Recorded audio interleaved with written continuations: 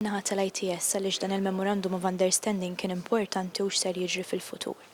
Mela, dal-Memorandum of Understanding huwa konklużjoni ta' ħafna affarijiet li ġraw matul iż-żmien. Ovvjament kellna l-istudenti li diġà kienu qed jattendu l-Università fis-sittini sena ta' kors tat-turiżmu u aħna ridna li mhux biss imma l-istudenti anke jkun hemm exchange ta' lecturers bejn żewġ istituti u kif ukoll li niftħu iżjed l-kontribuzzjoni u l-kollaborazzjoni bejn xulxin.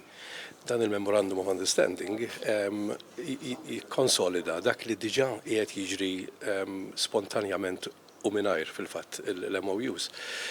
ċoe illi ħdimna fl-imkien għal numru ta' snin attualment bejn l-ITS u aħna ħalli studenti li jibdew program ta' studju fl-ITS illi wassal sa' level 5 qualification ikunu jistgħu japprofondixxu l-erf tagħhom, l-arfin tagħhom tal-industrija kritika tat-turiżmu billi jiġu u jkomplu fi programmi akademiċi li nagħtu hawnhekk li huma ta' bachelor imma anki f'livell eventwalment ta' master.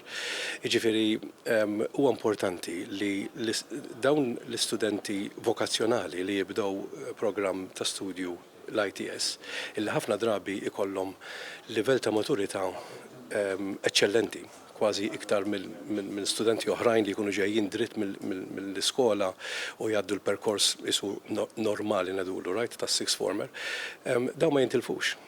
Untuhom iċ-ċans illi kif qed ngħid jiżviluppaw. Fil-futur nixtieq nara sitwazzjonijiet fejn flimkien mal-ITS forsi nħarsu wkoll lejn manjiera ta' kif il-korsijiet tagħna u tagħhom meta nibnuhom, meta nibdew nagħmlu l-tibdil f'xi programm jew ieħor, nitkellmu ma' xulxin. Anki minn punt bikri biex il-proġett tal-istudent ikun komplut u mingħajr ebda pereżempju repetizzjonijiet ta' dak li jsir hemm hawnhekk, ħalli bekk ikun hemm użu aħjar tar-riżorsa kemm tal-Università u kemm tal-ITS.